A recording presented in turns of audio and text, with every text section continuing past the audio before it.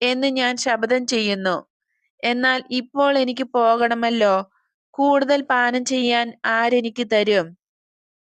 നിന്റെ അരൂപി ഇപ്പോൾ നിനക്കുണ്ടെന്ന് നീ അറിയുന്ന ആത്മാവ് തരും. ഒരു ദിവസം എന്റെ ഒരു ദൂതൻ അവിടെ വരുന്നതുവരെ നീ വരികയില്ലേ? ഇല്ല, ഞാൻ വരികയില്ല. ഞാൻ അവിടെ സന്നിഹിതനാകയില്ല. എങ്കിലും ഞാൻ അവിടെ ഉണ്ടാകാതിരിക്കയില്ല. ഒരു 2 വർഷം കഴിയട്ടെ. നിന്റെ പ്രിയ സഹോദരന്റെ രോഗശാന്തിയേക്കാൾ വലുതായ ഒരു ദാനം നിനക്ക് ഞാൻ തരും.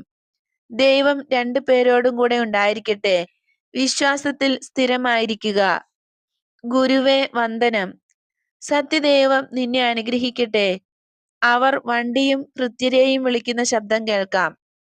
അപ്പോൾ അവർക്ക് ആത്മാവുണ്ടെന്ന് പോലും അവർക്കറിഞ്ഞുകൂടായിരുന്നു. ഒരു വൃദ്ധൻ അത്ഭുതപ്പെട്ട് വിളിച്ചു പറയുന്നു,